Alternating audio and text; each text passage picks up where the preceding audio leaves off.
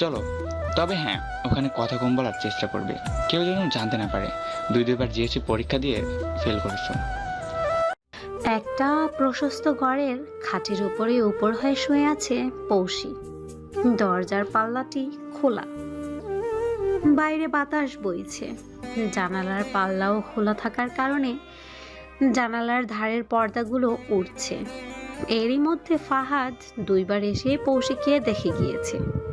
মেয়েটার শরীরটা ভালো না, জ্বর এসেছে। আজ কেন যেন মায়া কাজ করছে এই মেয়েটির জন্য।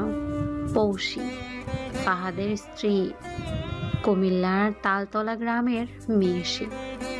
ছোট থেকে তাকে চেনে ফাহাদ, তার বাবার বন্ধুর মেয়ে সে। খুব ছোটবেলায় মাকে হারায় পৌষী। সৎ মায়ের সংসারে বড় হয়েছে সে। মা বাবার জোড়াজোড়িতে তাকে বিয়ে করতে হয়েছে ফাহাদের। পৌষী দেখতে সুন্দরী, সংসারী মেয়ে, তবে ফাহাদের মনের মতো নয়। ফাহাদ শিক্ষিত কোনো মেয়েকে জীবন সঙ্গী হিসেবে চেয়েছিল, যে ফাহাদের সাথে তাল মিলিয়ে চলতে পারবে। কিন্তু পৌষী 8ম শ্রেণীতে 2বার ফেল করার পর আর পড়াশোনায় করায়নি। তাছাড়াও এমন ঘর কোনো স্বভাবের মেয়ে ফাহাদের পছন্দ নয়। তাই পৌষীর সাথে সহজ হতে পারেনি সে। স্বামী স্ত্রী হবার পরেও দুজনে আলাদা রুমেই থাকে। বিয়ের কিছুদিন আগে লাকসাম শহরে এই বাড়িটি কিনে নেয় ফাহাদ। 2তলা বিশিষ্ট বেশ বড়সড় বাড়ি এটা, দেখতে ঠিক বাংলো বাড়িগুলোর মতো। চারপাশে গাছগাছালিতে ভর্তি। ফাহাদের পরিবার তালতলাতেই থাকে। কাজের সুবাদে ফাহাদকে এই শহরতেই থাকতে হয়। দুজন মানুষের জন্য যদিও এত বড় বাড়ির প্রয়োজন নেই, তবে বাড়িটির চারপাশের পরিবেশ ফাহাদের হৃদয় কেড়েছে। নিজেকে প্রকৃত প্রেমী হিসেবেই দাবি করে সে। মানুষের মনে আকুলতা যেমন রয়েছে, তেমনি ব্যাকুলতারও শেষ নেই। মনের অভিব্যক্ত কেউ সহজে প্রকাশ করতে পারে, আবার কেউ পারে না। পৌষীর মনে একটি আকুতি, ফাহাদ যেন তাকে ভালোবাসে। সত্যি বলতে প্রথম দিকে অসুস্থতা ছিল একটি বাহানা। ভেবেছিল অসুস্থতার অজুহাতে খুব সহজে ফাহাদের কাছে যেতে পারবে সে। কিন্তু এই অজুহাতটা এই খারাপ রূপ নেবে ধারণাও ছিল না তার। সত্যি সত্যি শরীরটা খারাপ হয়ে গিয়েছে পৌষীর। রাত গভীর হতে থাকলে ফাহাদও ঘুমে মগ্ন, কিন্তু পৌষীর চোখে ঘুম নেই। আজ মশারির ভেতরে ঘুমাতে তার অস্বস্তি লাগছে। জানালা খুলে থাকার কারণে ঘরের ভেতরে পর্যাপ্ত বাতাস থাকলেও তার মনে হতে লাগলো তার নিঃশ্বাস যেন বন্ধ হয়ে আসছে। মশারি খোলার জন্য উঠে বসলো। পৌষী আচমকা ফাহাদকে দেখে চমকে উঠল সে। ভাঙা গলায় পৌষী বলল, আজ এত রাতেও জেগে আছেন? অফিসে কিছু কাজ বাকি ছিল, সেসবই করছিলাম এতক্ষণ। তোমার রুমে জানলা খোলা, তাই বন্ধ করতে আসলাম। আমার বাতাস ভালো লাগে, বন্ধ করবেন না দয়া করে। এভাবে বলার কিছু নেই। কিভাবে বললাম? এই যে দয়া করে, এসব বলার কি প্রয়োজন, এমনিতেই বলতে পারতে। আপনি যদি কিছু মনে করেন। এই বিষয়ে আর কথা বাড়ালো না ফাহাদ। পৌষীর উদ্দেশ্যে বলল, তুমি উঠতে চাইছো কেন, কিছু লাগবে? আসলে মশারিটা ভালো লাগছিল না, খোলার জন্যই। জানালা খোলা রেখেছো, মশা ঢোকার জন্য উত্তম ব্যবস্থা। এখন আবার মশারি খুলতে চাইছো? এই অসুস্থ শরীরটাকে মশাকে খাওয়ানোর জন্য কি খুব প্রয়োজন? ফাহাদের কথা শুনে হেসে ফেলল পৌষী। অসুস্থ অবস্থায় পৌষীর ফ্যাকাশে মুখের ছবির পরিবর্তে হাস্যোজ্জ্বল সুন্দর মুখটা দেখে তার মুখেও হাসি ফুটে উঠল। এই প্রথম পৌষীর হাসি দেখে ফাহাদের মুখেও হাসি ফুটেছে। বিষয়টি অবাক করার মতনই, কেননা ফাহাদ সবসময় গম্ভীর মুখেই কথা বলে পৌষীর সাথে। দুজনের মাঝে প্রয়োজন ছাড়া কথাও হয় না। ফাহাদের দিকে এক দৃষ্টিতে তাকিয়ে আছে পৌষী। ফাহাদ বলল, মশারি খোলার প্রয়োজন নেই, আর যদি খুলতেই হয় তাহলে জানলা বন্ধ করতে হবে। কোনটা করতে চাও বলো? আপনি যেটা বলেন। আমার ইচ্ছে, তবে শুয়ে পড়ো। ফাহাদের কথা শুনে চুপচাপ কম্বল শরীরে মুড়িয়ে শুয়ে পড়ল পৌষী। 2 দিন পর পৌষীর শরীরটা বেশ ভালোই এখন। তবে মনটা ভালো নেই। অসুস্থ থাকাকালীন ফাহাদ তার সাথে কথা বললেও বর্তমানে আগের আচরণেই ফিরে গিয়েছে। পৌশির মনে হচ্ছে ফাহাদের সঙ্গ পেতে অসুস্থ থাকাই যেন ভালো ছিল। নীল রঙের একটা পাঞ্জাবি পরে হাতে ঘড়িটা গুজে ফাহাদ। পৌশি তার দিকে হাত ঘড়িটি এগিয়ে দিয়ে বলল, এটা খুঁজছেন? হ্যাঁ। পৌশির হাত থেকে ঘড়িটি নিতে এসে প্রশ্ন করে বসলো, কোথাও কি যাচ্ছেন? এভাবে তৈরি হয়ে নিশ্চয় বাসায় বসে থাকবো না। আজ শুক্রবার, অফিস তো নেই। আমি কি অফিসে পাঞ্জাবি পরে যাই? তবে কোথায় যাচ্ছেন? আমার বন্ধুর জন্মদিন আছে, দাওয়াত করছে, ওখানে যাচ্ছি। আমাকে করেনি দাওয়াত? পৌশির মুখে এই প্রশ্নটি শুনে খানিকটা অবাকই হলো ফাহাদ। আজ হলো কি এই মেয়ের? ফাহাদকে নিশ্চুপ দেখে পৌশি বলল, বাসায় ভালো লাগছে না আর, আমাকেও সাথে নিয়ে যাবেন? বিয়ের 4 মাসেই প্রথম কোনো আবদার করলো পৌশি। মেয়েটার হয়তো সত্যি ঘরের বাইরে যেতে ইচ্ছে করছে। খানিকক্ষণ ভেবে ফাহাদ বলল, চলো। তবে হ্যাঁ, ওখানে কথা কম বলার চেষ্টা করবে, কেউ যেন জানতে না পারে 2-2বার জিএসসি পরীক্ষা দিয়ে ফেল করেছো। ফাহাদের সাথে তার বন্ধুর বাসায় পৌশি আসলেও ঘরের এক কোণায় বসে রয়েছে মেয়েটি। মাঝে মাঝে ব্যাগ থেকে ছোট আয়নাটি বের করে নিজেকে দেখছে সে। তাকে কি এতটাই খারাপ লাগছে দেখতে যে কারণে ফাহাদ তার ধারের কাছেও আসছে না? বেশ কিছুক্ষণ কেটে যাওয়ার পর হঠাৎ হইচইয়ের শব্দ কানে বাজলো পৌশির। সকলের এমনই হইচই করার কারণ কি হতে পারে তা জানার জন্য সামনের দিকে এগিয়ে গেল সে। ফাহাদের বন্ধু রবিনের জন্মদিন আজ। রবিনের দুঃসম্পর্কের চাচা মিয়াজ শেখ এসেছেন তার বিশেষ অনুরোধে। মিয়াজ শেখ বর্তমান সময়ে বাংলাদেশের সেরা প্রকাশকের মাঝে একজন। শুধু তাই নয়, তিনি একাধারে কবি ও সাহিত্যিক, জনপ্রিয়তা তার আকাশচুম্বী। রবিন ভাবতেও পারেনি তার দাওয়াতে ছুটে আসবেন মিয়াজ শেখ। মিয়াজ শেখ উপস্থিত সকলের সাথে আড্ডায় সামিল হলেন। আড্ডার এক ফাঁকে তিনি বললেন, এখানে এমন কেউ কে আছে যে লেখালেখির সাথে জড়িত আছে? একটা মেয়েলি কণ্ঠ শুনতে পেল সকলে। জড়িত নেই, তবে হতে চাই। লেখালেখি করতে ভালোবাসি ভীষণ। অন্য কেউ অবাক না হলেও মেয়েটির দিকে তাকিয়ে ফাহাদ বিস্ময়ের শেষ পর্যায়ে চলে গেল। কেননা মেয়েটি আর কেউই নয়, পৌশি। পৌশি এখানে এসেছিল মাথায় ঘোমটা দিয়ে। এখন তার মাথার ঘোমটা নেই, কোমর সমান, চুলগুলো খোলা। এভাবে সে পৌশিকে কখনো দেখেনি। আর কি যেন বলল সে? লেখালেখি করতে ভালোবাসে।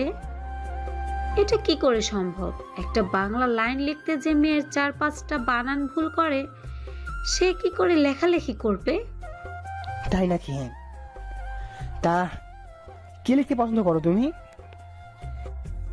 কবিতা, গল্প, উপন্যাস সবই লিখতে ভালো লাগে। নিজের লেখা একটা কবিতা আবৃত্তি করে শোনাতে পারবে কি? নিশ্চয়ই। পৌশি কোনো লেখকের কবিতাকে নিজের কবিতা বলে চালাতে চাইছে? বুঝতে পারছে না ফাহাদ। আরো বুঝে উঠতে পারছে না পৌশির এমন ব্যবহারের কারণ। পৌশি বলতে শুরু করলো,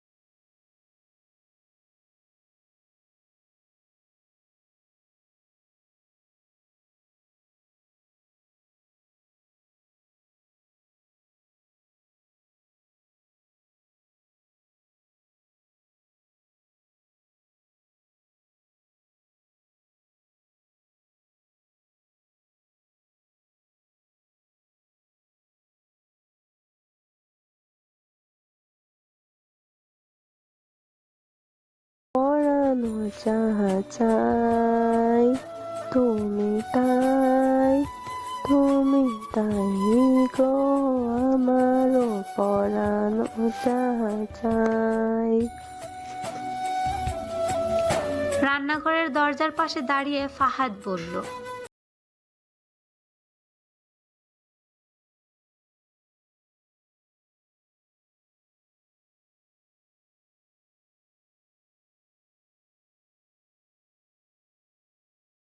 পৌষ মাসে জন্ম বলে তোমার নাম পৌষী রাখা হয়। তোমার মা খুব শখ করে এই নামটি রাখেন, তাই না? সে কথার জবাব না দিয়ে পৌষী উল্টো প্রশ্ন করলো, আপনার কি ফাল্গুন মাসে জন্ম? আমার নাম ফাল্গুন নয়। তো আছে। কথাটি বলে হাসলো পৌষী। সেই কথাটি আর আগালো না ফাহাদ। গলার স্বর খানিকটা গম্ভীর করেই বলল, ছোটবেলায় তোমার মা মারা যায়। তোমার দেখাশোনার জন্য তোমার খালাকে তোমার বাবা বিয়ে করেন, কিন্তু বিয়ের পরে তোমার খালার আচরণ পাল্টে যায়। তোমার প্রতি অবিচার শুরু করেন তিনি। তার বাচ্চা হওয়ার পর আরও অবহেলা শুরু করেন তোমার প্রতি। তোমার পড়াশোনার প্রতি কোনো খেয়ালই নেওয়া হতো না বাসায়, যে কারণে সবসময় রেজাল্ট খারাপ হতো তোমার। জিএসসি পরীক্ষা 2বার দিয়েও ফেল করেছো। এরপর আর পড়াশোনা করা হয়নি তোমার, তবে ঘরের কাজে বেশ পারদর্শী তুমি। ফাহাদের দিকে প্রশ্নসূচক দৃষ্টিতে তাকিয়ে আছে পৌষী। ফাহাদ বলল, মানে বলে, এসব কেন বলছি তাই ভাবছো? আমি তোমার সম্পর্কে সব জানি, এটাই বোঝালাম। তাচ্ছিল্যের হাসি দিয়ে পৌষী বলল, সবই জানেন? জানি, এটাই জানতাম, কিন্তু এখন মনে হচ্ছে জানি না। আজ রবিনের বাসায় যে আমি তোমার নতুন রূপ দেখলাম। তুমি আর সাহিত্য, হিসাবটা যেন কিছুতেই মেলাতে পারছি না আমি। পৌষীর চা বানানো হয়ে গিয়েছে। মগে চা ঢালতে ঢালতে সে বলল, কাজী নজরুল ইসলামের জীবনী জানেন না আপনি? তিনিও কিন্তু উচ্চশিক্ষিত নন। আমি জানি, সাহিত্যের বিষয়ে জ্ঞান থাকতে হলে উচ্চশিক্ষিত হতে হয় না।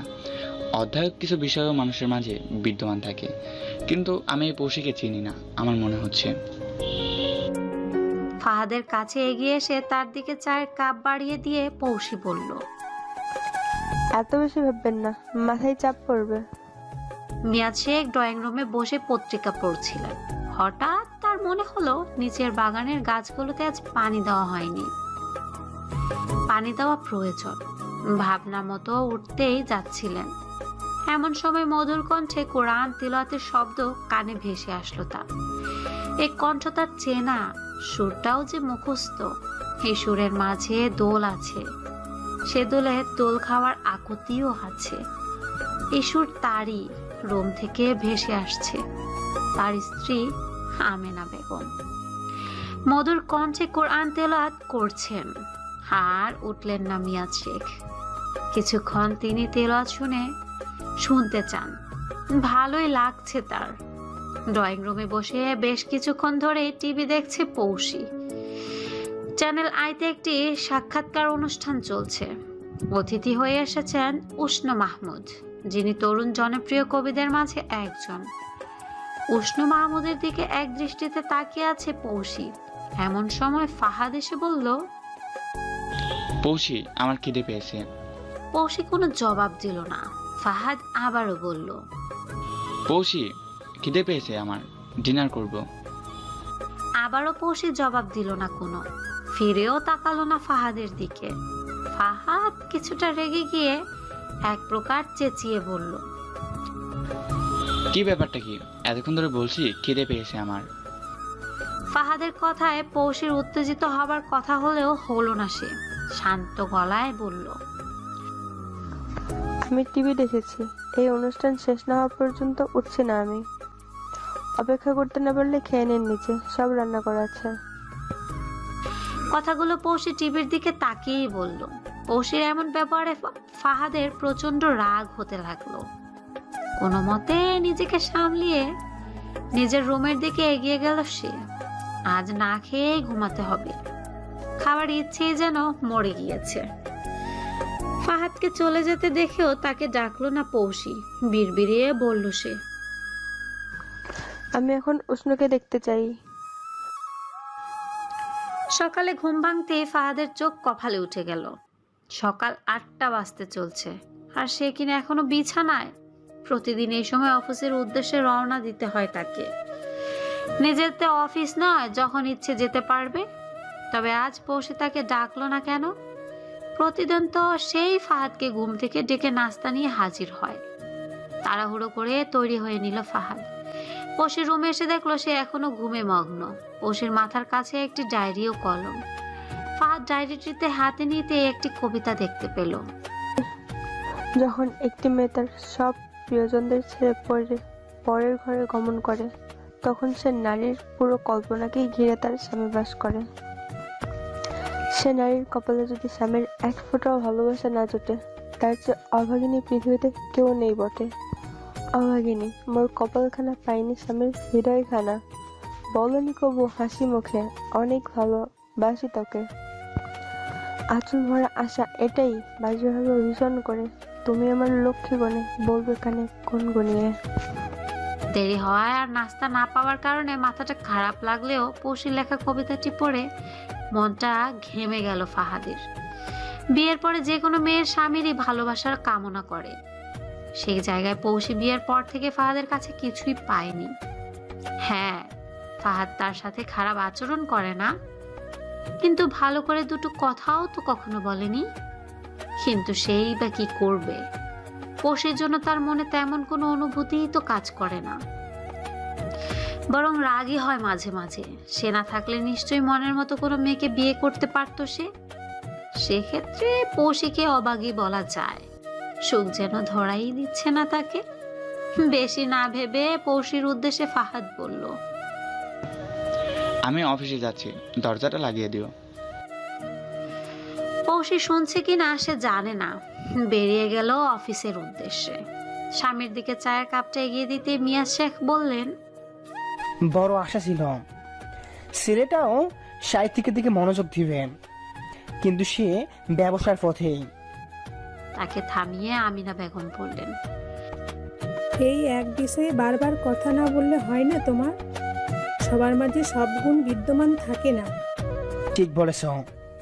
তবে কাল এক মেয়ের সাথে দেখা হয়েছিল রবিনের বাসায়, নাম খুশি। ভারী মিষ্টি নাম। দেখতে মিষ্টি, অল্প বয়সী মেয়ে। তার সাথে কথা বলে বুঝলাম ট্যালেন্ট আছে মেয়েটির মাঝে। রবিনের কি হয়? কোনো বান্ধবী হতে পারে। আসলে আমরা সাহিত্য নিয়ে কথা বলতে বলতে পরিচয় জানা হলো না। তবে সুযোগ পেলে মেয়েটা অনেক দূর এগিয়ে যেতে পারে। আমার এত বছরের অভিজ্ঞতা থেকে বলছি। তুমি কি তাকে সাহায্য করতে চাইছো?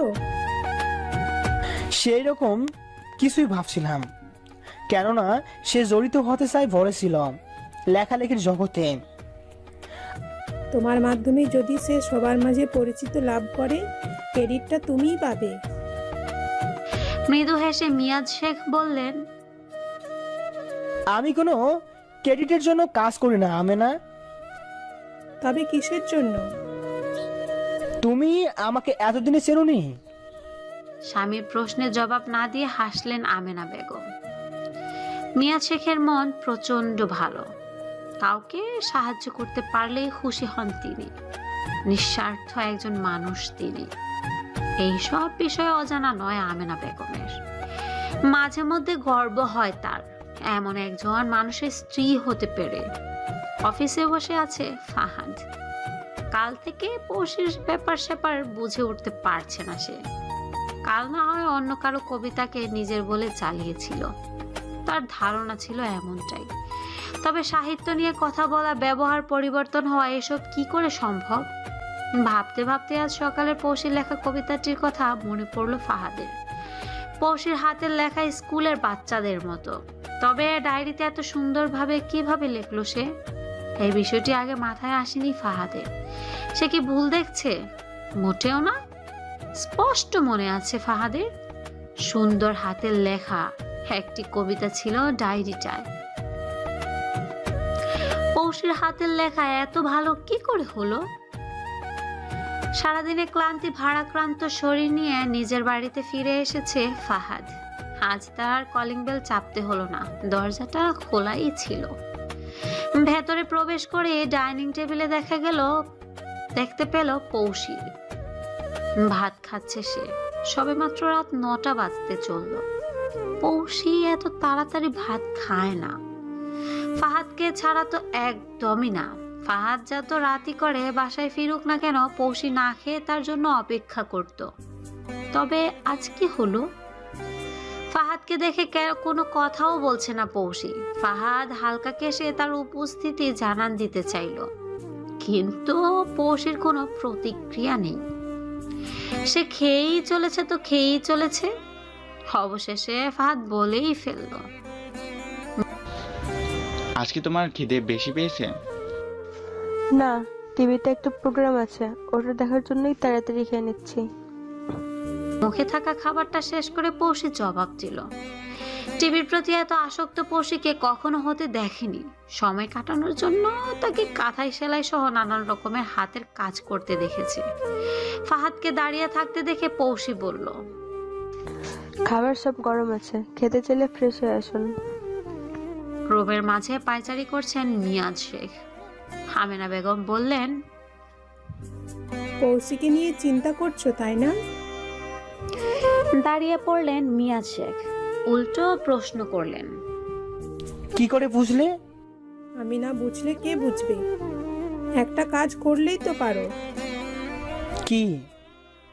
রবিনকে ফোন দিয়ে পৌশির ফোন নাম্বার নিতে পারো। খারাপ বলো নে।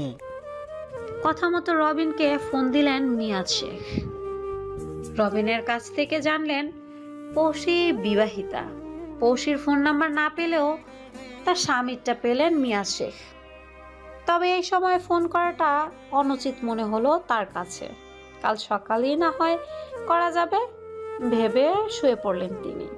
টিভির দিকে পলকহীনভাবে তাকিয়ে আছে পৌশি। ফাহাদ এসে তার পাশে বসেছে বেশ কিছুক্ষণ হলো। পৌশির দিকে খেয়াল নেই। গতকালের উষ্ণ মাহমুদের সাক্ষাৎকারের অনুষ্ঠান পুনরায় দেখানো হচ্ছে টিভিতে। সেই অনুষ্ঠানটি দেখছে আবার পৌশি। একই অনুষ্ঠান আবারও দেখার কারণ কি বোঝার চেষ্টা করছে ফাহাদ। পৌশির উদ্দেশ্যে বলল, এটা তো কালো দেখেছিলে, রিমোটটা আমায় দাও, 10টার সংবাদ দেখবো। উষ্ণকে দেখার সময় আমাকে কোনোভাবে বিরক্ত করবেন না প্লিজ।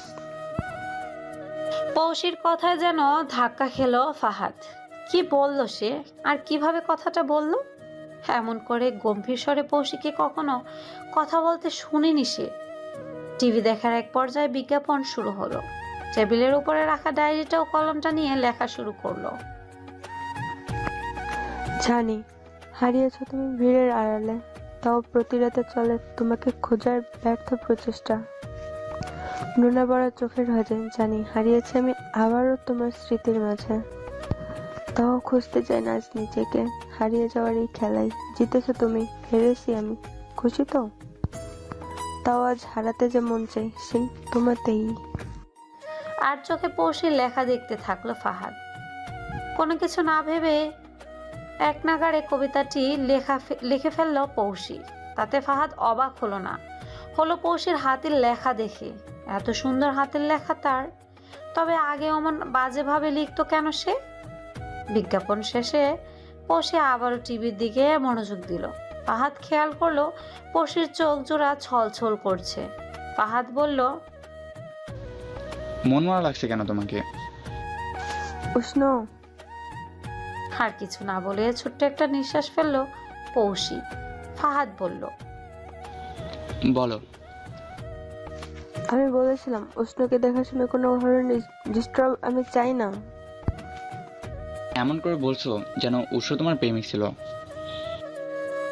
কিছু বলছেন না পৌশি। নীরবতা সম্মতির লক্ষণ, এমনটাই জানে ফাহাদ। তবে কথাটি সত্যি? পরেক্ষণে মাথা ঝেড়ে নিল ফাহাদ। এটা কি করে সম্ভব? পৌশির মতো একজন সাধারণ মেয়ের সাথে উষ্ণ মাহমুদের কোনো সম্পর্ক থাকতে পারে না, বরং উষ্ণ মাহমুদের ভক্ত হতে পারে সে। তুমি কি ফোন করতে চাচ্ছ? রাত বেশি হয়নি, করতে পারো। আমেনা বেগমের কথা শুনে মুচকি হাসলেন মিয়া শেখ। এই মহিলাটি কিভাবে তার মনের কথা জেনে যায়? বেশি ভালোবাসে বলে? স্ত্রীর কথা সম্মতি জানিয়ে ডায়াল করলেন তিনি ফাহাদের নাম্বারে। রিং বেজে ওঠে। ফাহাদ মোবাইল স্ক্রিনে তাকিয়ে দেখলো অপরিচিত নাম্বার। একটু দূরে এসে রিসিভ করে বলল, হ্যালো, আসসালামু আলাইকুম। কে বলছেন? ওয়ালাইকুম আসসালাম। আমি মিরাজ শেখ বলছিলাম, রবিনের চাচা। কালই দেখা হয়েছে আমাদের। জি, চিনেছি। আপনাকে না চেনার কোনো কারণই নাই। চেনারও কোনো বিশেষ কারণ নেই? হাসালেন। অবশ্যই আছে। বাংলাদেশের বেশিরভাগ মানুষই চেনে আপনাকে। তবে হদমকে ফোন দিলেন হঠাৎ? অধমের স্ত্রীর সাথে কথা বলার জন্য। মিয়া শেখের কথায় নিশ্চুপ হয়ে গেল ফাহাদ। তিনি হেসে বললেন, আমি মজা করলাম। আমি পৌষির সাথে কথা বলতে চাইছিলাম। আসলে কাল ওর সাথে কথা বলে আমার ভালো লাগলো। পৌষি ঘুমিয়ে পড়েছে। ও আচ্ছা, তাহলে তোমার সাথেই বলি। জি। পৌষিকে নিয়ে আমার বাসায় কাল আসো। আমার মিসেস ভালো চা বানাতে পারে। কাল না, আমার অফিস আছে, আমি জানাবো আপনাকে। ঠিক আছে, আমি মেসেজে আমার বাসা সেখানে পাঠিয়ে দিচ্ছি।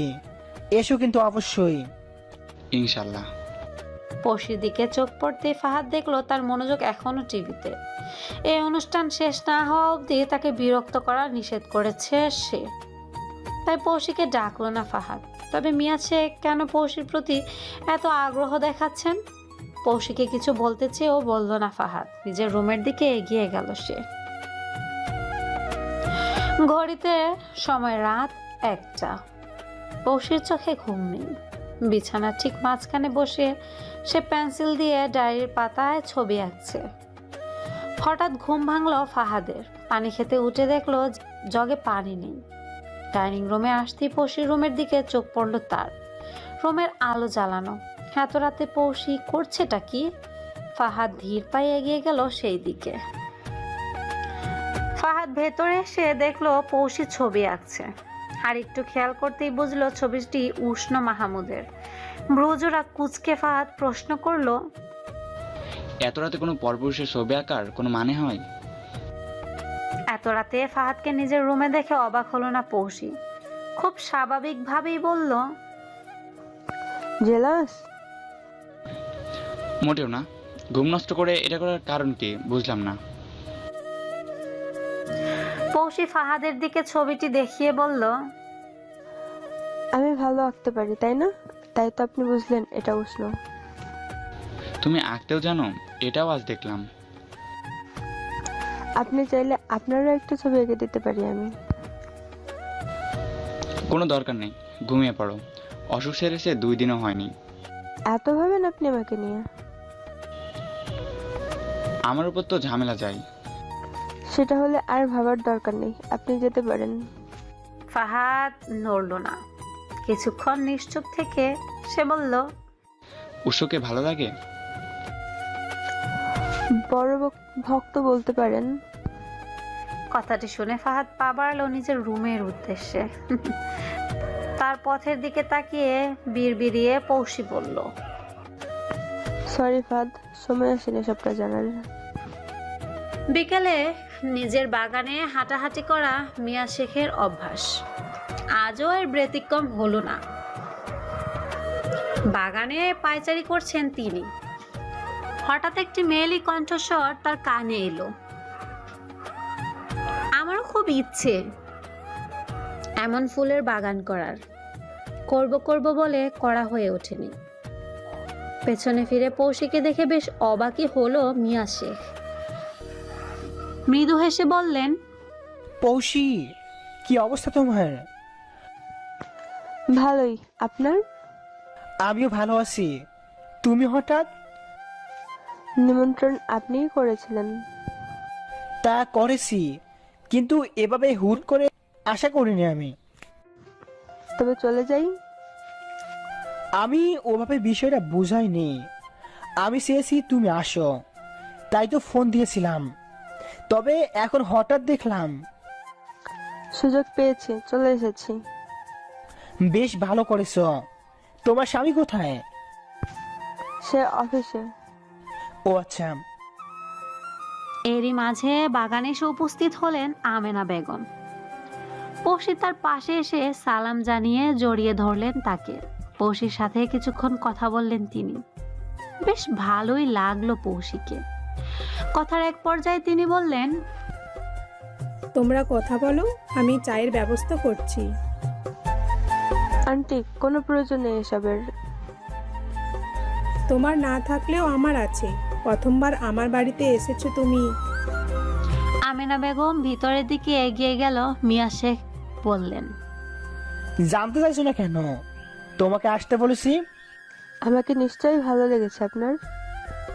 কথাটা বলে হেসে ফেলল পৌশি। মিয়া শেখও হালকা হেসে বললেন, তা তো লেগেছে বটেই। ভারী মিষ্টি মেয়ে তুমি। তবে তোমাকে আমি ডেকেছি একটা বিশেষ কারণে। সে যে কারণেই হোক না কেন, আপনি আমার প্রিয় ব্যক্তিদের মাঝে একজন। পরিচিত হবার সুযোগ পেয়েছি, এটাই অনেক। তোমাকেও মানুষের কাছে প্রিয় বানাতে চাই আমি। বুঝলাম না। তোমার সাথে কাজ করতে চাই। আমি চাই তোমার কবিতার বই বের হোক, মানুষ তোমাকে চিনুক, তুমিও মানুষের কাছে প্রিয় হয়ে উঠো। মিয়া শেখের মুখে কথাটি শুনে স্তব্ধ হয়ে গেল পৌশি। ছলছল করে উঠল তার দু চোখ। মিয়া শেখ বললেন, তোমার মতামত জানতে চাই।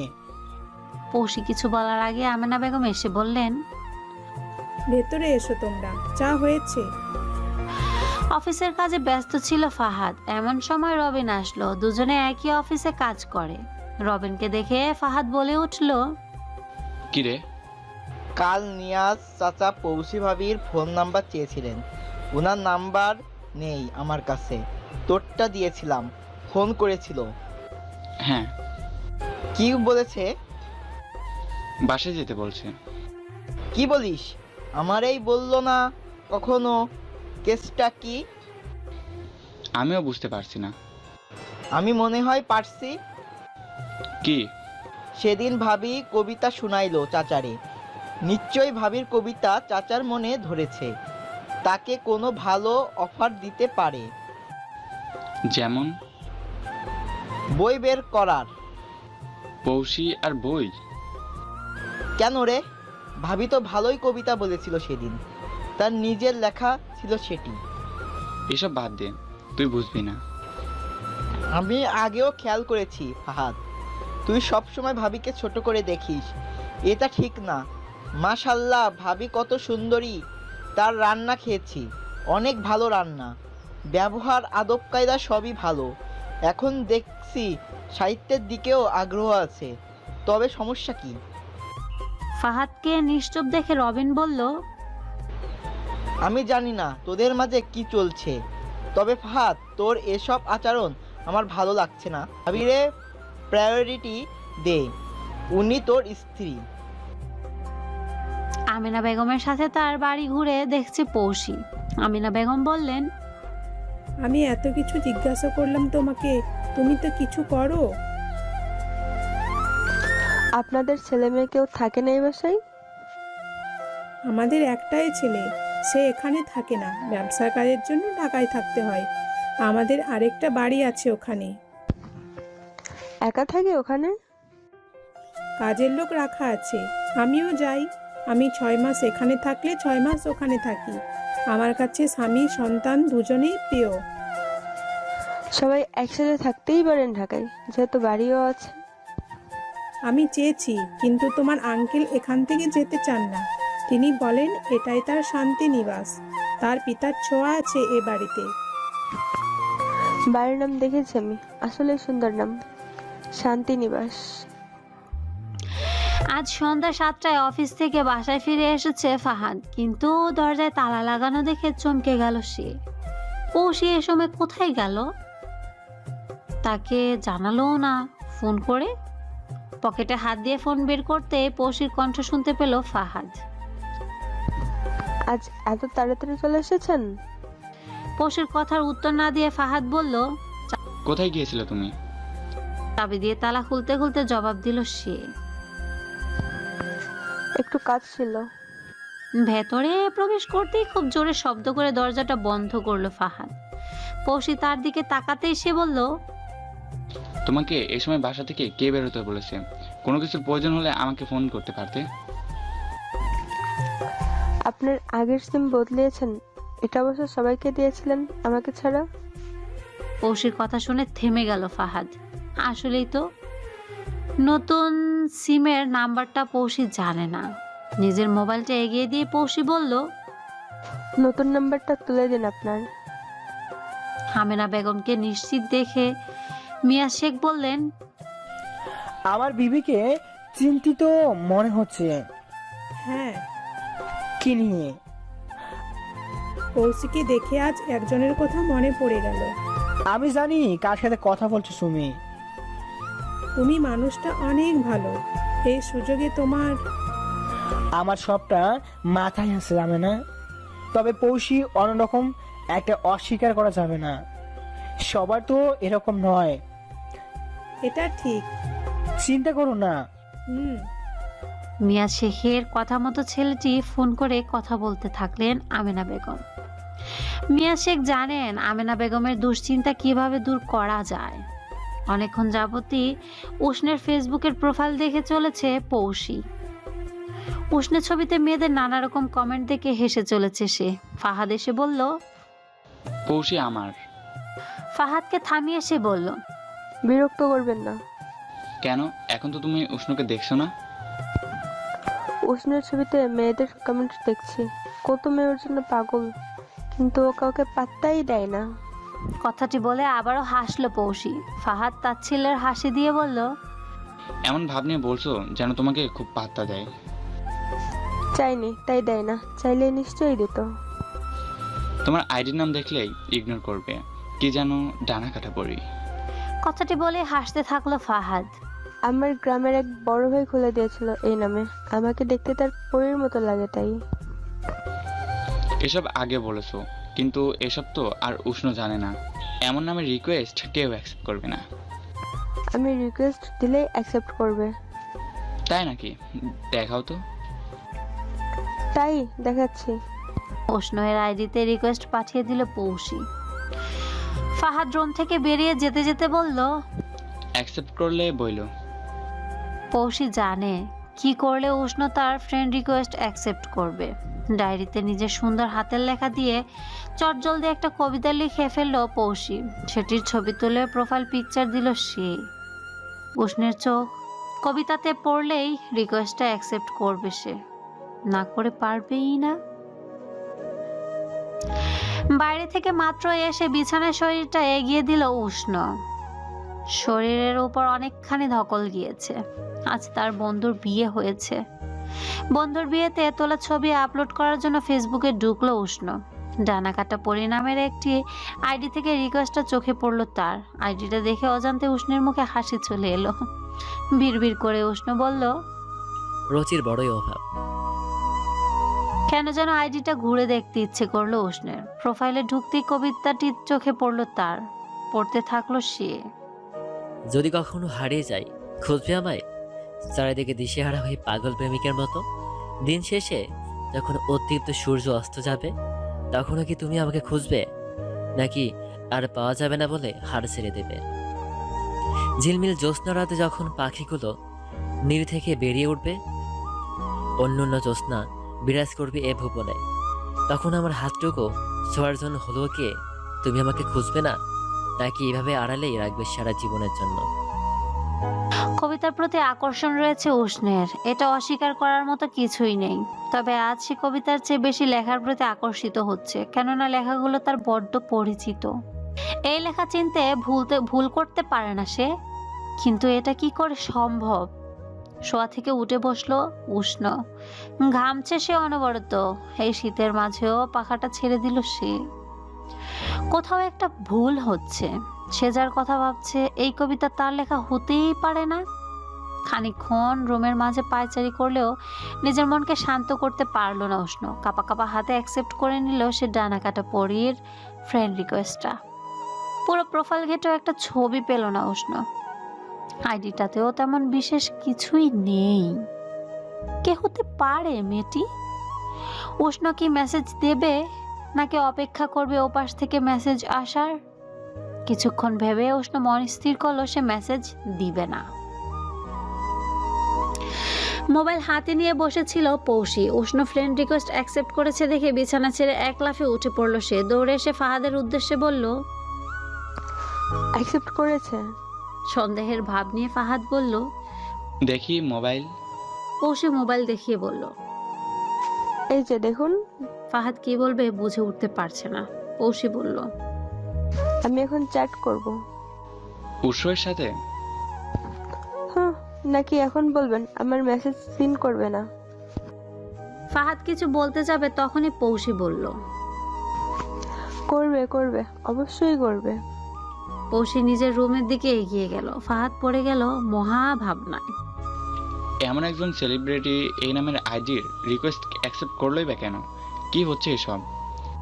ক্লান্ত শরীর নিয়েও রুমের মাঝে হাঁটাহাঁটি করছে উষ্ণ। আজ রাতে যেন তার ঘুমই হবে না। এর মাঝে ডানাকাটা পরে আইডিটা থেকে মেসেজ এসে গেল। কেমন আছো উষ্ণ?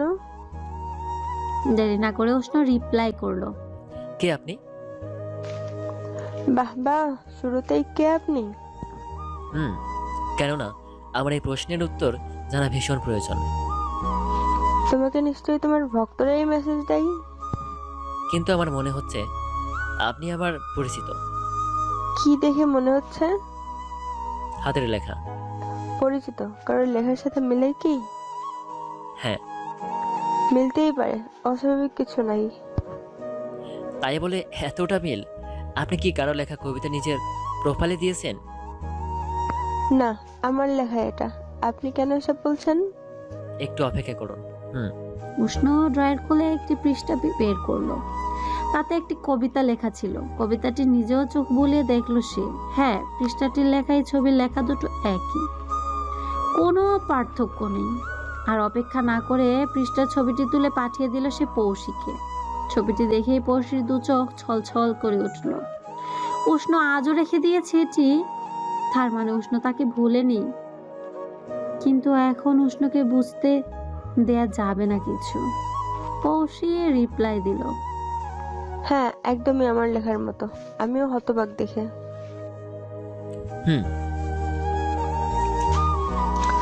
আপনি আমাকে পরি বলে ডাকতে পারেন। আমি কি বিরক্ত করছি আপনাকে? তা নয়, তবে সারা দিন শরীরের ওপর পাগল গেছে আজ, তাই ক্লান্ত। ঠিক আছে, আরাম করুন। এদিকে দরজায় উকি দিয়ে পৌষির কার্যকলাপ দেখে চলছে ফাহাদ। পৌষির মনোযোগ সম্পূর্ণ মোবাইলে। তবে কি উষ্ণ মাহমুদ তার মেসেজের রিপ্লাইও দিয়েছে? কিন্তু কেন? পরের দিন সন্ধ্যা 6টার দিকে অফিস থেকে বাসায় এলো ফাহাদ। আজ পৌষি তাকে ফোন করে তাড়াতাড়ি আসতেই বলেছে। ফাহাদ ভেতরে প্রবেশ করেই পৌষিকে দেখে চমকে গেল। লাল রঙের একটা শাড়ি পরে চুলগুলো খোপা করে রেখেছে, ঠোঁটে টকটকে লিপস্টিক লাল। ব্যাস, এতটুকুতেই মেয়েটিকে দারুণ লাগছে। তার দিকে পলকহীন ভাবে তাকিয়ে আছে ফাহাদ। পৌষি বলল, 5 মিনিট সময় দিচ্ছি, তৈরি হয়ে আসুন, বের হব। পৌষির কথা মতো তৈরি হতে গেল ফাহাদ। জিজ্ঞাসাও করলো না কোথায় যাচ্ছে তারা। গাড়ি থেকে নেমে বেশ বড়সড় একটি বাড়ির জমকালো ভাবে সাজানো দেখতে পেল ফাহাদ। বাড়ির নামের দিকে চোখ পড়লো তার। পৌষির দিকে প্রশ্নসূচক দৃষ্টিতে তাকিয়ে বলল, শান্তিনিবাস। কার বাড়ি এটি? একেবারে ভেতরেই ঢুকেই না হয় দেখুন। মিয়া শেখ তার ছেলের জন্য অপেক্ষা করছেন। তার জন্মদিন আজ। যতই ব্যস্ত থাকুক না কেন, তার ছেলে বাবার জন্মদিনে অবশ্যই উপস্থিত হবে।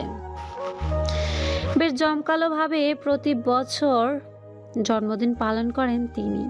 এই বছরেও এই ব্যতিক্রম হলো না। পৌষি ফাহাদের দিকে চোখ পড়তেই তাদের দিকে এগিয়ে গেলেন মিয়াজ শেখ। পৌষি তার হ্যান্ডব্যাগ থেকে একটি পকেট বের করে তার দিকে এগিয়ে দিয়ে বললেন, শুভ জন্মদিন। ধন্যবাদ লালপরিটা। ফাহাদের সাথেও কথা বললেন মিয়াজ শেখ। ফাহাদ তাকে বুঝতে দিল না, সে জানেই না তার জন্মদিন বা এখানে আসার কথা। মিয়াজ শেখ পৌষির উদ্দেশ্যে বলল, ওহ পৌষি, তোমার চুক্তিপত্র খুব দ্রুত পেয়ে চলেছ। তাই, ধন্যবাদ। তোমরা বসো, আমি একটু আসছি। কিসের চুক্তিপত্র? আমি খুব তাড়াতাড়ি কবিতার বই বের করতে চলেছি। মানে? এতে অবাক হওয়ার কি আছে? কিছু নেই। কখন কি হলো? চুক্তিপত্র নিয়ে তোমাদের কথা হলো কখন? যেদিন আমি প্রথম এখানে এসেছিলাম। কখন এসেছো? ঠিকানা কিভাবে পেলে? আপনি না বললেও আমাকে যে নিয়াজ সাহেব ডেকেছিলেন আমি জানি।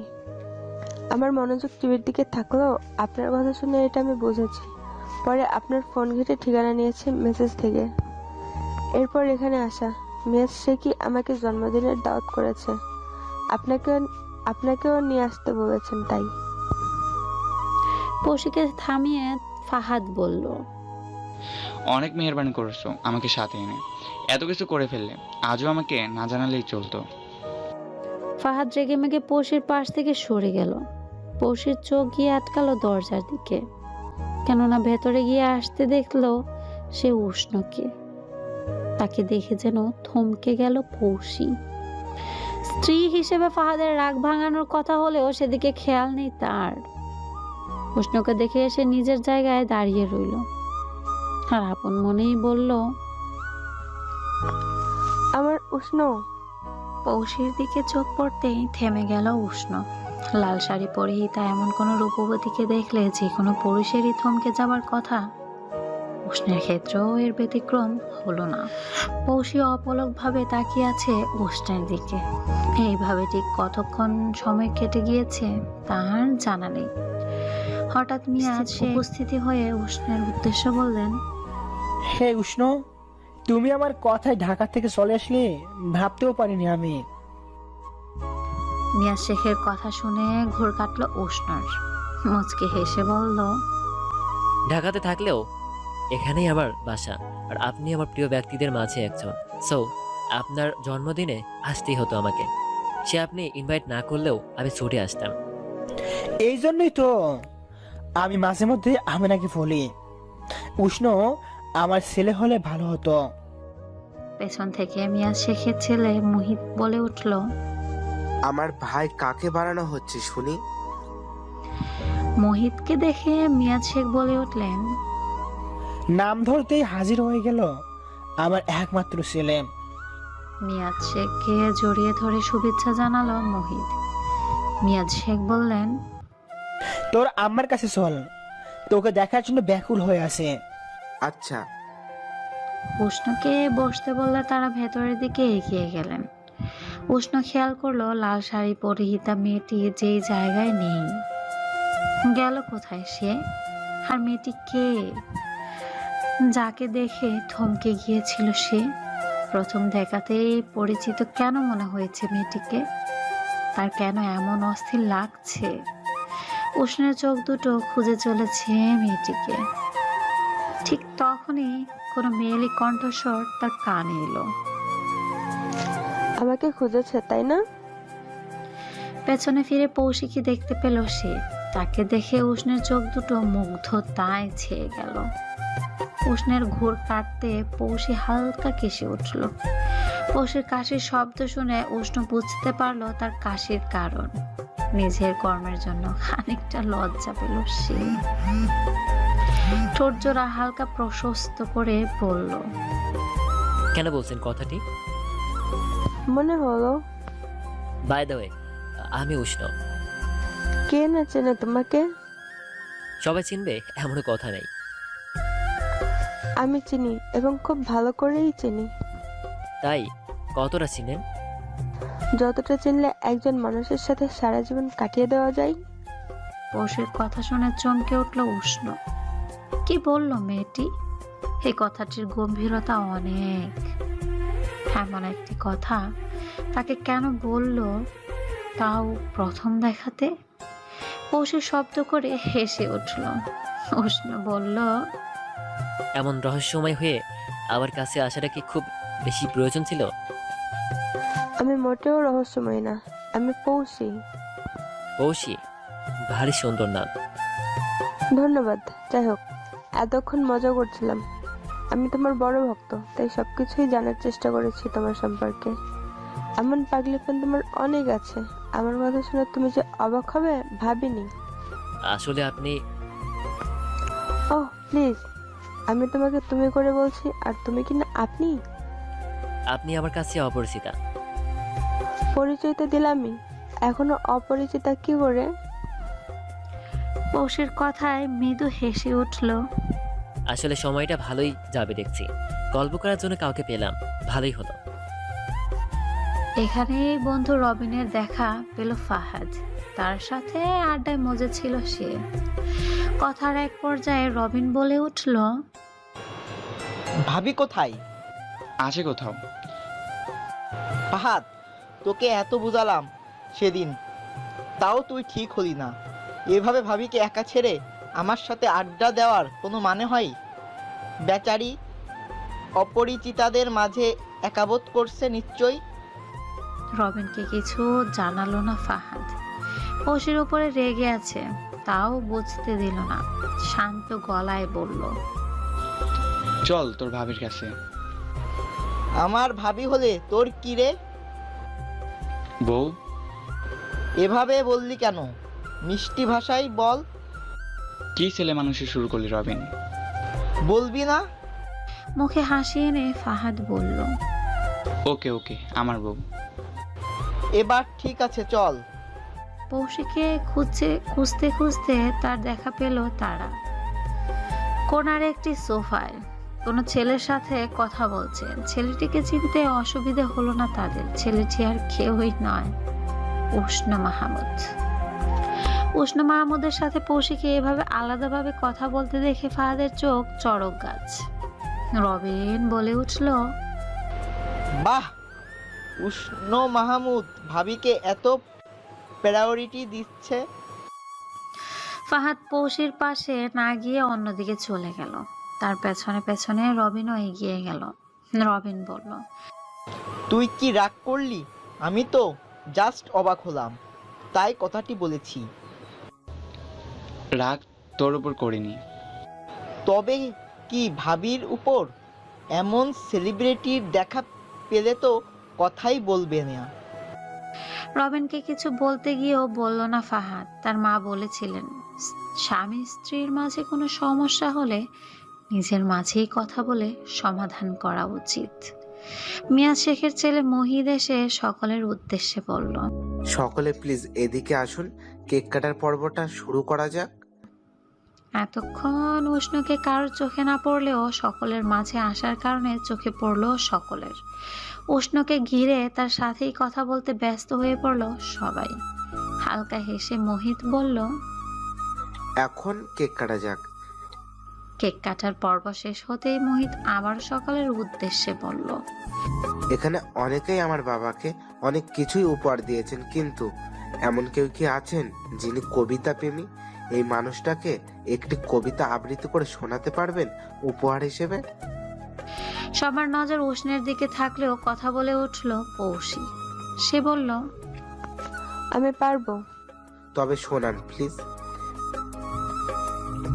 মিয়া শেখের পাশে এসে পৌষি বলতে শুরু করলো, একটি বছর পরে এলো তোমার শুভ জন্মদিন। হোক তা ফুলের মতো সুন্দর ও রঙিন। সেজে উঠুক ফুলে ফুলে তোমার জীবনের তরি। ভালো থেকো সারা জীবন, এই প্রার্থনা করি। এই কামনা করেই আমি জানাই তোমার শুভেচ্ছা। তোমার জন্য রইল আমার অনেক ভালোবাসা। কবিতা আবৃত্তি শেষে সকলে হাততালি দিতে থাকলো। মিয়া শেখের উদ্দেশ্যে ফিস ফিসিয়ে পৌষি বলল, কবিতার সৌন্দর্যের জন্য তুমি করে বললাম। খুবই ভালো ছিল। উষ্ণ এগিয়ে এসে বলল, কার কবিতা আবৃত্তি করলে? আমার নিজেরই। তুমি কবিতা লিখতে পারো? পৌশি কিছু বলার আগে মিয়াজ শেখ বললেন, পারে। ওর সাথে খুব দ্রুত কাজ করতে চলেছে আমি। ওহ, কথাটি শুনে মোহিত কথা বলতে এলে পৌশির সাথে। এদিকে ফাহাদের উদ্দেশ্যে রবিন বলল, ওরে বাস, ভাবি তো দেখি ফেমাস হয়ে যাবে। ফাহাদ কিছু বলল না। রবিন খেয়াল করলো তার মুখটা ফ্যাকাশে হয়ে আছে। তার ফ্যাকাশে মুখের দিকে তাকিয়ে হেসে উঠল রবিন। ফাহাদ বলল, হাসার কি হলো? ভাবিরে গুরুত্ব কম দিতি তুই, এবার ভাবির মূল্য বুঝবি। পৌশির কাছে এসে ফাহাদ বলল, বাড়ি যাও যাক পৌষি। মোহিত বলে উঠল, ডিনার না করে কোথাও যাওয়া হচ্ছে না কিন্তু। আপনাকে চিনলাম না। আমি পৌষির হাজবেন্ড। কথাটি শুনে চমকে উঠল মোহিত ও উষ্ণ। মোহিত বুঝতে পারেনি পৌশি বিবাহিতা। এদিকে উষ্ণ বেশ অবাকই হলো। এতক্ষণ কথা হলো তাদের, কিন্তু পৌশি জানালো না সে বিবাহিতা। ফাহাদের দিকে তাকিয়ে মিয়াজ শেখ বললেন, পৌশিকে লেখার মন দেওয়ার সুযোগ দিও। ওর কবিতাগুলো লেখা হয়ে গেলেই চুক্তির কাজ শেষ করে বইয়ের কাজ ধরা যাবে। হ্যাঁ সূচক সম্মতি জানিয়ে মাথা নাড়ালো ফাহাদ। বাসায় এসে নিজের রুমে গিয়ে দ্রুত বেগে এগিয়ে গেল ফাহাদ। পৌশির উপরে প্রচন্ড রাগ হচ্ছে তার। উষ্ণকে নিয়ে বাড়াবাড়ি রকমের আচরণ করা, ফোন চেক করা, একাই মিয়াজের শেখের বাড়ি যাওয়া, বই বের করে সিদ্ধান্ত নেওয়া, আবার আজ উষ্ণের সাথে পৌঁছে এসব আচরণে কষ্ট পাচ্ছে ফাহাদ। কিন্তু কেন পাচ্ছে? তার মনে পৌষের জন্য কোনো অনুভূতি ছিল না। পশুকে সে কখনো স্ত্রীর অধিকার দেয়নি। তবে কেন কেন তাকে গুরুত্ব না দেওয়ার কারণে কষ্ট পেল সে? কেন আজ উষ্ণের পাশে পৌশিকে তার এতটা খারাপ লাগলো দেখতে? তবে পৌশি কি তার মনে জায়গা করে নিয়েছে? মিয়া শেখের বাড়ি থেকে নিজের বাড়িতে এসে উষ্ণ বেশ কিছুক্ষণ হলো। আসার পর থেকেই পৌশি তার ভাবনায় চলে আসছে। এত আপন কোনো মনে হয়েছে কেন মেয়েটিকে? কেন পৌশির চোখের ভাষা পরিচিত মনে হচ্ছে তার কাছে? মাথাটা ঝাঁকালো উষ্ণ। একজন বিবাহিতা নারীকে নিয়ে এতটাও ভাবা উচিত নয়। পৌশিকে নিয়ে মাথা থেকে চিন্তা ফেলে ফেসবুকে প্রবেশ করল উষ্ণ। ডানাকাটা পরে আইডিতে একটি কবিতা আপলোড হয়েছে। ক্লান্ত যখন মন তোমার কাঁধে মাথা, মন চাইছে চাঁদ দেখব, নেই তো কোনো বাধা, তবুও মনকে প্রশ্ন করি কোথায় আমার তুমি? সত্যি বলতে তোমার খোঁজে পাইনি এখনো আমি। কবিতাটি পড়ে উষ্ণ ইনবক্স করলো আইডিতে। কি খবর পরি ম্যাডামের? উষ্ণ মাহমুদ কাউকে নিজে থেকে মেসেজ করে জানা ছিল না। আপনি আমাকে কতটুকুই বা চিনেন? যতটা চিনলে একজন মানুষের সাথে সারা জীবন কাটিয়ে দেওয়া যায়। মেসেজটি পেয়ে চমকে উঠল উষ্ণ। আজ এই কথাটি তাকে পৌশিও বলেছে। পৌশির চিন্তা মাথা থেকে ফেলার জন্য পরীর সাথে চ্যাট নিজেকে ব্যস্ত রাখতে চেয়েছে, কিন্তু পরীর আচরণে পৌশির কথা আবারও মনে পড়লো তার। উষ্ণের কাছ থেকে কোনো জবাব না পেয়ে পৌশি লিখল, আজ মিয়া সাহেবের জন্মদিন, অনুষ্ঠানে তোমাকে কালো জ্যাকেটে অনেক মানিয়েছে। আবারও যেন ধাক্কা খেলো উষ্ণ। এই মেয়ে কিভাবে জানলো সে আজ কালো জ্যাকেট পরে মিয়া শেখের বাড়িতে গিয়েছিল? উষ্ণ লিখলো, কে আপনি? তোমার খুব চেনা কেউ। ভনিতা না করে বললেই পারেন। ভনিতা করতেই ভালো লাগছে। উষ্ণের মেজাজ খারাপ হচ্ছে। কি ঘটছে তার সাথে বুঝে উঠতে পারছে না সে। পৌশিকেও তার আপন মনে হয়েছে। আর এই পরি কে? দুজনের সন্ধান না পাওয়া অবধি যেন শান্তি পাবে না সে। ঠিক তখনই তার অস্থিরতা কাটার মতো একটি রিপ্লাই পেল সে। দেখা করবে আমার সাথে? উষ্ণ কিছু না ভেবে রিপ্লাই দিল। হ্যাঁ, কখন, কোথায়? এত আগ্রহ?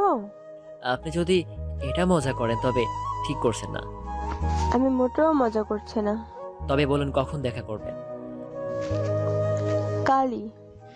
পৌষি একটি রেস্টুরেন্টের নাম পাঠালো উষ্ণকে। এই রেস্টুরেন্টের সাথে অনেক স্মৃতি জড়িয়ে আছে উষ্ণের। অনেকদিন হলো এখানে যাওয়া হয় না তার। পরের কথা মতো সে কি যাবে? যাওয়াটা কি উচিত? পৌষি মেসেজ দিল। ঠিক সময় চলে আসবেন, আমি অপেক্ষা করব কিন্তু। শুভরাত্রি। খুব ভোরে ঘুম ভাঙলো পৌষির। আজকে উষ্ণর সাথে তার দেখা হবে, দুজনে আলাদাভাবে সময় কাটাবে। এখন থেকেই মনের মাঝে উত্তেজনা কাজ করছে। তবে উষ্ণ কি আসবে এই নিয়ে খানিকটা দুশ্চিন্তাও তার মনে বিরাজ করছে। সব মিলিয়ে অস্থির লাগছে তার। অস্থিরতা কাটানোর জন্য কোনো কাজে ব্যস্ততা থাকা প্রয়োজন, এই ভেবে এগিয়ে গেল সে রান্নাঘরের দিকে। বেঘরে ঘুমাচ্ছিল ফাহাদ। এমন সময় পৌষির ডাক কানে আসতে চোখ মেলল সে। সাদা রঙের সালোয়ার কামিজ পরে আছে পৌষি, ওড়নাটা কোমরের সাথে পেঁচিয়ে রেখেছে। চুলগুলো কাটা দিয়ে বাঁধা থাকলেও এলোমেলো লাগছে। এমন অগোছালো পৌষিকে যেন দেখতে অনেকখানি ভালো লাগছে তার কাছে। নিজের দিকে ফাহাদ এইভাবে তাকিয়ে থাকতে দেখে পৌষি বলল, এমন ড্যাবড্যাবে চোখে তাকিয়ে কি দেখছেন? উঠে পড়ুন, সকাল 7টা বাজে। আজ পিঠে বানিয়েছি কয়েক রকমের। পিঠের কথা শুনে বসে পড়লো ফাহাদ। এই শীতে পিঠে খাওয়ার মজাই আলাদা। পিঠের কথা শুনেই যেন তার জিভে পানি চলে এলো। পৌষি বলল, আমি টেবিলে পরিবেশন করছি, আপনি ফ্রেশ হয়ে আসুন। ওয়াশরুম থেকে বেরিয়ে ডাইনিং টেবিলে চলে আসলো ফাহাদ। টেবিলের দিকে তাকিয়ে দেখলো হরেক রকমের পিঠা। চেয়ার টেনে বসতে বসতে ফাহাদ বলল, আজ কি উপলক্ষে এত আয়োজন? অস্থিরতা কমাতে। বুঝলাম না। এত কিছু না বুঝলেও চলবে, খেয়ে নিন, অফিসের সময় হয়ে আসছে আপনার। চুপচাপ খেতে থাকলো দুজনে। নীরবতা ভেঙে ফাহাদ বলল, দারুণ হয়েছে। ধন্যবাদ। ভাবছি আজ অফিস যাব না। কথাটি শুনে কাশতে শুরু করলো পৌষি। ফাহাদ তার দিকে পানির গ্লাস এগিয়ে দিতেই ঢকঢক করে এক গ্লাস পানি সবটা খেয়ে ফেললো সে। ফাহাদ বলল, ঠিক আছো তুমি? বিড়বিড়িয়ে পৌষি বলল, আপনি না গেলে ঠিক থাকবো না। সরি। কিছু না, অফিসে কেন যাবেন না? তুমি সারাদিন একা একা থাকো, চলো কোথাও তো ঘুরতে চাই আজ। ফাহাদের কথা শুনে রাগ হচ্ছে পৌষির। নিজের রাগ সংযত করে পৌষি বলল, আসলে আজ এত পিঠে বানালাম তাই ক্লান্ত লাগছে। তাছাড়া আমার কবিতাও লিখতে হবে। কিন্তু আজ না, অন্যদিন। ওকে, তুমি যাই বলো, তবে আমি তৈরি হইনি অফিসের জন্য। ফাহাদ অফিসে যাচ্ছে শুনে পৌষি যেন হাফ ছেড়ে বাঁচলো। আজ তার উষ্ণের কাছে যেতেই হবে। দুপুর গড়িয়ে বিকেল হতেই রেস্টুরেন্টে পৌঁছে গেল পৌষি। আজ সে হালকা সবুজ রঙের শাড়ি পরেছে। উষ্ণের সবুজ রং শাড়ি উষ্ণের পছন্দের রঙের মাঝে এটি একটি। উষ্ণ কি এই শাড়িতে তাকে দেখে মুগ্ধ নয়নে তাকাবে, নাকি চিন্তিত হবে? এই ভেবে তার পছন্দের রঙের কথা সে কি করে জানলো?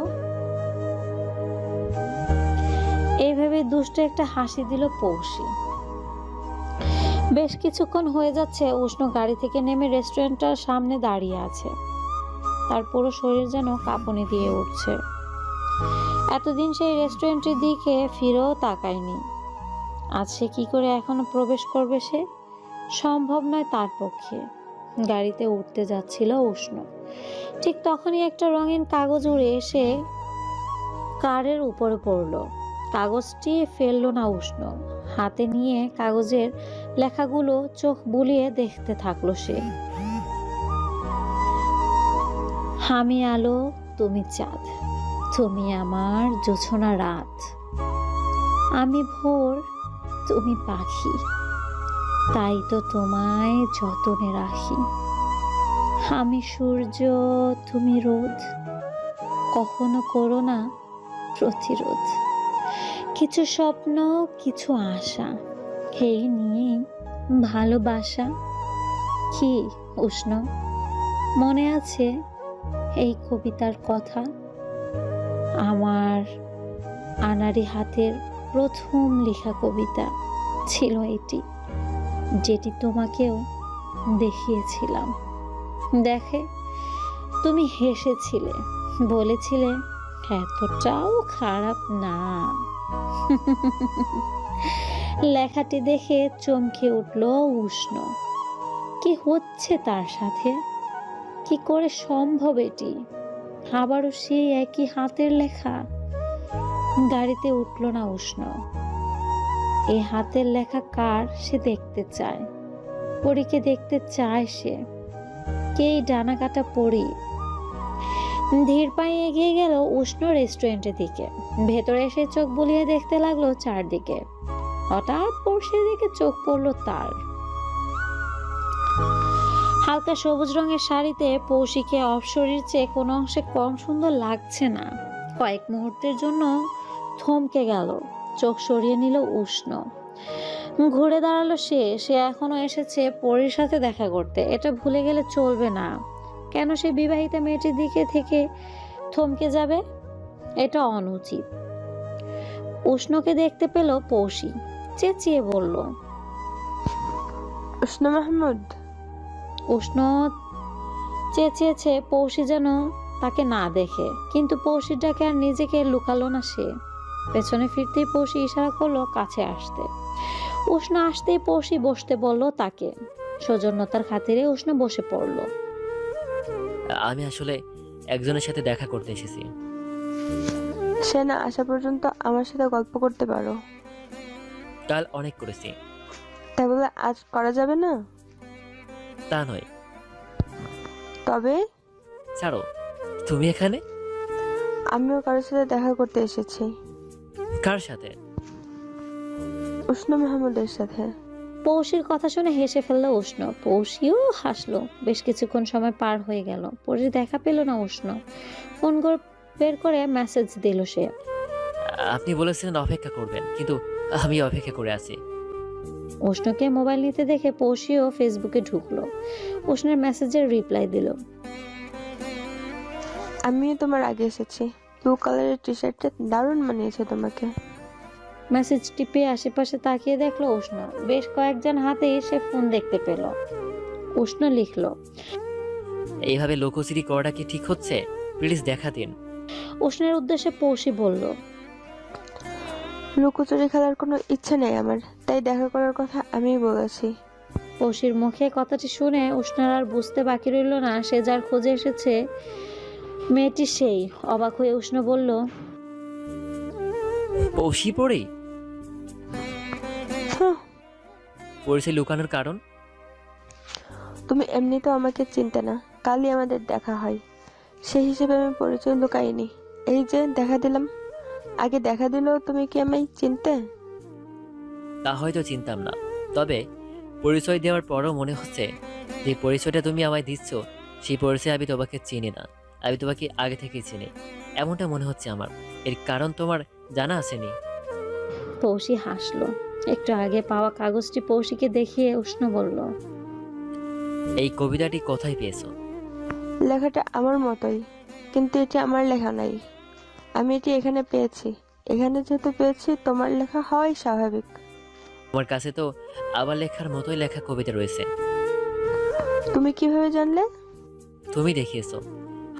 পৌশির চোখের দিকে তাকিয়ে আছে উষ্ণ। পৌশিও তাকালো। এভাবে কিছুক্ষণ দুজন দুজনের দিকে পলকহীন ভাবে তাকিয়ে থাকার পর হেসে ফেললো পৌশি। হাসতে হাসতেই বলল, আমাকে কি সুন্দর লাগছে দেখতে?